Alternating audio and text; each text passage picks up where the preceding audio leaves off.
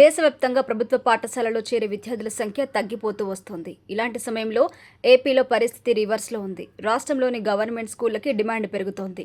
సర్కారీ బడుల ముందు no admission బోర్డులు దర్శనమిస్తున్నాయి. ఎమ్మెల్యేలు, ఎంపీలు, మంత్రులతో రికమెండేషన్ చేయించినా సీట్లు దొరకడం లేదు. నెల్లూరులోని వీఆర్సీ గవర్నమెంట్ హైస్కూల్లో ఇలాంటి పరిస్థితే కనిపించింది.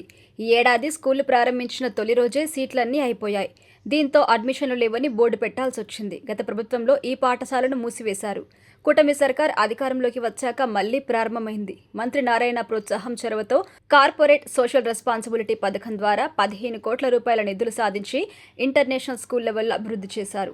ఆధునిక హైస్పీడ్ కంప్యూటర్లు, రోబోటిక్ ల్యాబ్లు, అన్ని రకాల క్రీడలు ఆడేందుకు అవసరమైన మౌలిక సదుపాయాలు ఏర్పాటు చేశారు. లక్షల్లో ఫీజులు వసూలు చేసే ప్రైవేటు స్కూళ్లలో కూడా లేని సౌకర్యాలు అందుబాటులోకి తీసుకురావడంతో నెల్లూరు వీఆర్సీ గవర్నమెంట్ హైస్కూల్కి డిమాండ్ పెరిగింది. తల్లిదండ్రులు తమ పిల్లల్ని ఈ బడిలో చేర్చడానికి పోటీ పడ్డారు.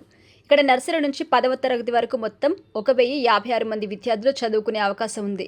స్కూల్ స్టార్ట్ అయిన మొదటి రోజే కొత్త అడ్మిషన్లు పూర్తయ్యాయి. ఎమ్మెల్యేలు, మంత్రుల దగ్గర నుంచి సిఫార్సు లెటర్లు తెచ్చుకున్న వారికి సీట్లు దొరకడం లేదు. మంత్రి నారా లోకేష్ సారథ్యంలో రాష్ట్రంలో విద్యా ప్రమాణాలు మెరుగుపరచడానికి ప్రత్యేక చర్యలు తీసుకుంటున్నారు.